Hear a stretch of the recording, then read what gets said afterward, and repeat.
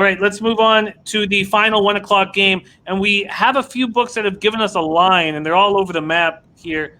4 books, 4 offshores have given a line for Texans, Titans. And obviously, let's not spend too much time on it because we need to know what happens tonight. But after 3 quarters, Titans are up 28-10 and looking very, very strong.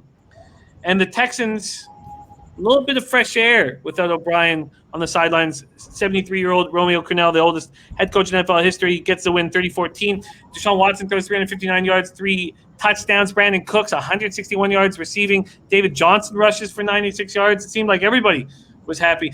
They'd been giving up a league-leading 181.8 yards per game on the ground, and they shut down the Jaguars. That's pretty easy. That's a pretty easy thing. They're pretty healthy as well. Callum Baye, their linebacker, is out, and so is Bernadrick McKinney, and he's done for the year. But that's about it. What is your expectation of a market here, Whale Capper? Tennessee around 4 or 4.5 point favorites?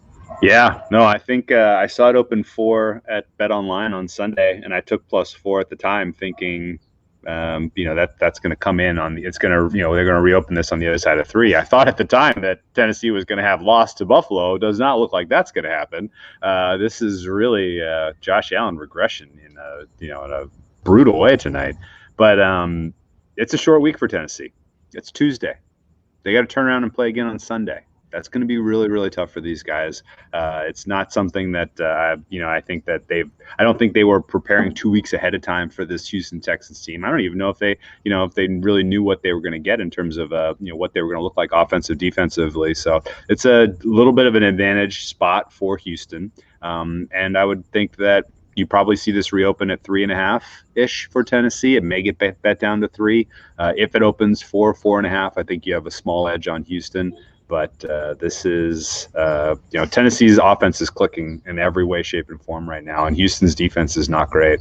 So it's a little bit of a dicey spot to get involved with the dog. Even though obviously, I have a lot of respect for Watson. He's a great quarterback. It's just there's a lot of other problems on that Texans team besides Bill O'Brien.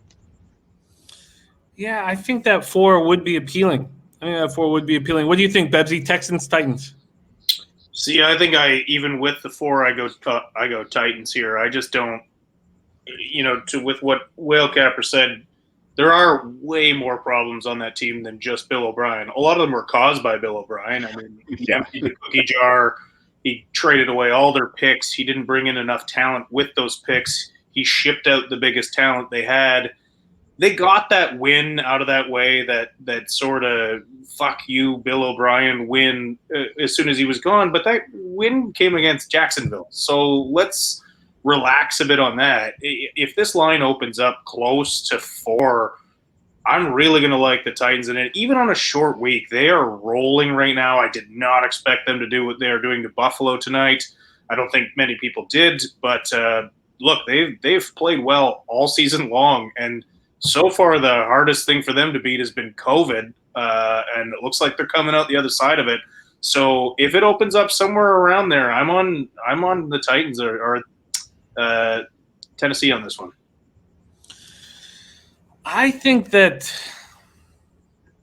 this short week and them lambasting the Bills on a showcase night. I mean, I know there's baseball going on, but I think we're going to get a nice number on Texans, and I expect to take it. I don't think we've been head to head yet, Bebsy, but this might be the first one that I think that if I can get 4 or more, I think I back the Texans here. Remember, the fact that it's a divisional game, I lean your way, and I agree with you there. I just think Tennessee Titans have looked so good this year, and I think the only team I had Pittsburgh to beat them. That game was obviously canceled due to COVID, but I just love the way they're rolling right now. I think Vrabel is a very good coach. I think of all the guys that have come out of the Belichick tree, Vrabel seems to get it, and I just like the way he's got his team playing. So if it's at 4, great. If it gets a little higher than that, which after tonight, if they keep smacking the Bills, then it's going to go up. So we'll see. It depends where it opens, but -4, we're going head to head, I guess. We'll have to see the stats because we're not watching it. Maybe do a quick overview of how the game banged out. But Titans are 3-0. They've allowed 434.7 yards per game, 36 more than they're gaining. So I'd be interested in fading this. Al Cervic says Jimmy loves Watson so much, and he's right. He's right. I do love Watson very, very much. All right, there are. Nothing wrong with that. Yeah, there are the 1 o'clock games. There are the 1 o'clock games, and unlike last week where we had so many moves, not a lot here. Not a lot here.